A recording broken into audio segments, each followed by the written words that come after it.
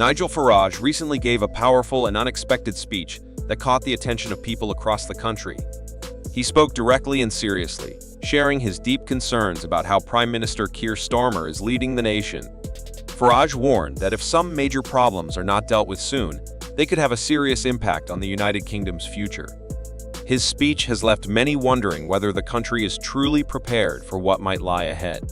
So who is crossing the English Channel? Who's actually coming? You see, we obsess with the numbers, and yeah, sure, 973 crossed last Sunday, 370 crossed the day before that, and they're being put up in hotels and private rented accommodation and social housing absolutely everywhere. And people are furious about the sheer numbers coming, furious that now over 1% of the British population that we know of are illegal immigrants.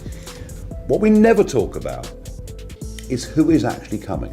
Now, I've said many times over the years, they are young males of fighting age coming into our country about whom we know very little. Well, here's a case of someone who we know a lot about. I want you to watch this film and think to yourself, is this the kind of person we want to come and live in our country? Is this the kind of person you would like to move in next to you? The guy's name is Madapasa. He's been living in Stockholm. He clearly wants to be a big star on TikTok, on social media. He wants to become an influencer, and perhaps he thinks his chances are better coming to the United Kingdom and doing it here. Let's start off with a clip of him in Stockholm. So here he is, surrounded by young women, boastful, we would probably think generally making a bit of a fool of himself. As to how old those females are around him, I wouldn't really like to speculate. But before you know it, Madapasa is there with a group of young men, and guess where they are? They are travelling. They are on their way from Stockholm through Northern Europe, and at the minute they're passing through Germany, and you can tell from the noise that's going on, they are in a highly excitable state. No prizes for guessing where they're headed to. So they're camping en route, they've got their fire going, their tent up, they're making a series of exceptionally aggressive images. You might notice on his face a tattoo that looks like a Kalashnikov. I would suggest to you that's a pretty aggressive symbol, not the kind of tattoo that most people get.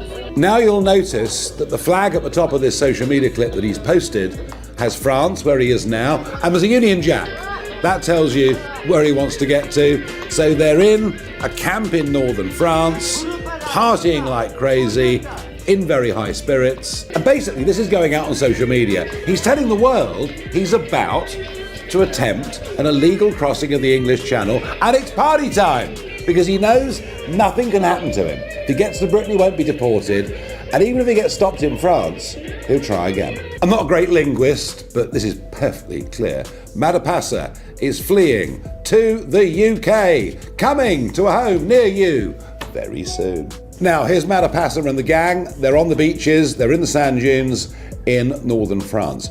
This one has gone wrong. For the over 500 million quid that we paid the French to stop the boats, they do actually stop some of the boats. And in this particular case, they have been stopped, and he won't be crossing today. And he's not happy about it, because it's a lovely day. Beautiful blue skies, clear seas. I'm sure the white cliffs of Dover would have been standing out looking beautiful. He can almost smell the brand new 4-star hotel room. But today, it wasn't gonna happen. Undeterred, he is still just outside Calais somewhere, live streaming last night, showing the camp, getting ready to come. A little bit windy for the next couple of days, but there's going to be a big opening coming on Friday, Saturday and Sunday of this week with very, very calm weather. And finally, here's a clip of him with a mate. That's right, a gun. Not just a gun tattooed onto his face, but an actual gun.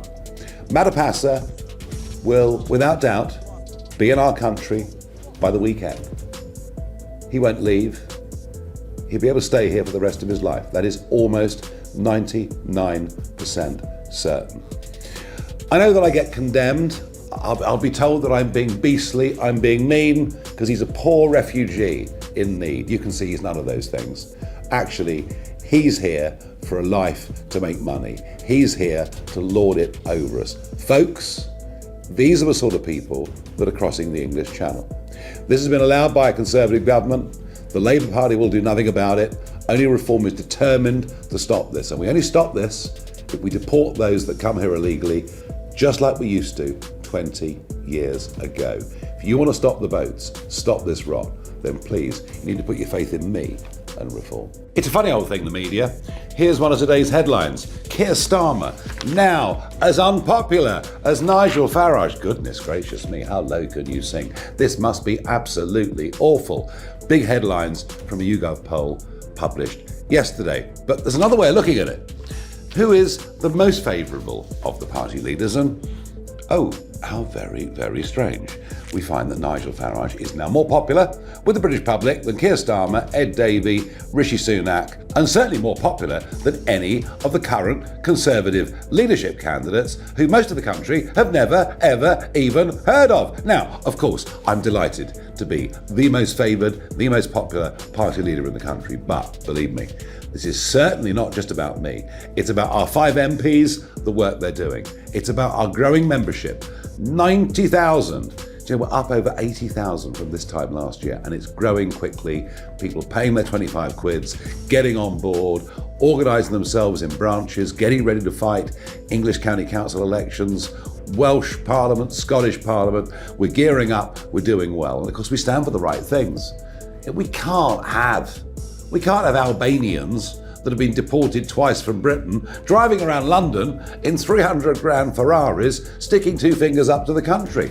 And we'll never deal with any of this stuff unless we leave the ECHR. And we're the only party committed to that and actually believes in that. And we want to make the country richer. It would seem that Rachel Reeves, or Robbing Rachel, as we called her in our recent political broadcast, is going to make us poorer, because if all the rich people leave, it means the poorer people have to pay more in tax. We want to bring back a culture that hard work is a good thing, that we all need to make money, individually, commercially, and nationally.